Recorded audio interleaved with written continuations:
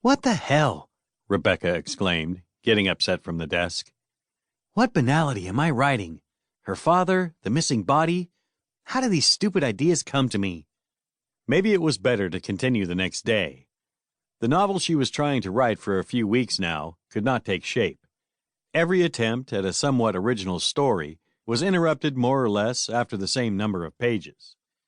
The publishing house had given her only 3 months to deliver a new novel, and she thought she could do it, since until now all her novels have been completed in a few weeks. She was like that. When she started writing, everything came out like a river in flood. Inspiration came to her in unexpected moments, and she could visualize the whole plot in her mind. And when she had to put it on paper, it did not take long.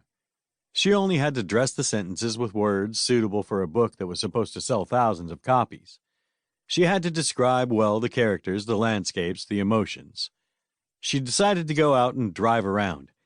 Maybe watching the world would help her find something original that she could tell. Every person she met served her to imagine the life he or she was experiencing, how he or she walked, how he or she was dressed.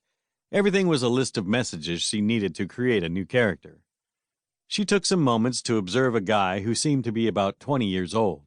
He was wearing wide denim pants, long-laced tennis shoes, giving the impression of being untied, a sweater too large, a baseball hat with the visor backwards, and a skateboard in his hand, like most young people of that generation in that town. She parked the car and got out, starting to follow him, staying at a distance so as not to be seen. She wanted to study him, without him knowing that he was being observed. She followed him to a house where the boy entered. She was a little annoyed because she could not look at him anymore, so she went to the window and stood there watching him go to the kitchen to get a beer from the fridge and then throw himself on the sofa watching TV. She stayed for a few minutes to observe him, and then she left.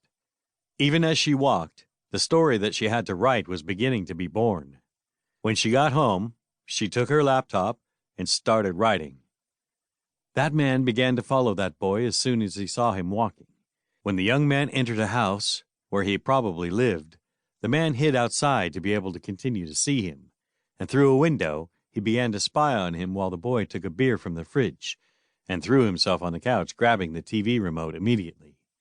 Suddenly, the man noticed that there were surveillance cameras outside the house, but luckily they were directed only towards the garage and the main entrance. Probably there was also one in the back, but certainly there was not in the side where he was at that moment. Rebecca suddenly thought about that boy, and immediately stopped writing. He reminded her of her son. He had already been missing for almost 2 years, together with his father. Nothing was known of them, and after 2 years of research, the investigations were closed and the case was filed among those missing and never found.